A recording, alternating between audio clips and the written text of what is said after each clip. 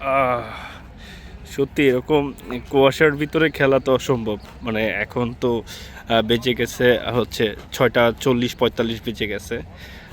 ফোনে দেখা যাচ্ছে কুয়াশা, ওরকম দেখা যাচ্ছে না, কিন্তু সত্যি খুব কুয়াশা। যখন আমরা ওদিক থেকে বের হলাম কতটা কুয়াশা ছিল না। এখন আসলে এই দিক দিয়ে গার্ডেন, চিড়িয়াখানা বা হচ্ছে এই পাশে নদী, এই জন্য হয়তো বা এদিকে কুয়াশাটা পড়ছে বেশি।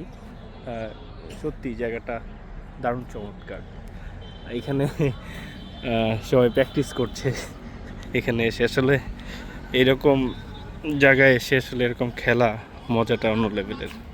দাদা, কেমন লাগছে এরকম কুয়াশায় খেলতে আসছেন? বউরে মিস করতেছি। এটা সেইটা হবে না, খেলার কথা বলেন দাদা। শীতের কথা মানে বোর্ডের কথা বলতে। পরিবেশ সুন্দর আছে। আচ্ছা, ও ভাই, এরকম কুয়াশার ভিতরে খেলছেন কিনা? কেমন লাগতেছে আপনার কাছে? চিড়িয়াখানার এরিয়া না, বাউন্ডারির পাশে। হ্যাঁ, চিড়িয়াখানা এরিয়া এই যে পাশে। মানে এই সাইডে সে নীল জানেন, এই শীতের ভিতরে আসছো, তোমার মানে কেমন লাগতেছে? ও লেক। খুব ভালো, একটা খাওয়া দাওয়া হইলে আর একটু জম্পে শীত।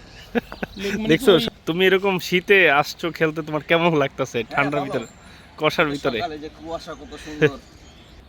এই তুমি ঠান্ডার ভিতরে খেলতে আইছো যে, তোমার কেমন লাগতেছে আসছো ভালো লাগতেছে, এই কুয়াশা ভরা সকালবেলায়? এনজয় করতেছি, এনজয়। করো, বল করো।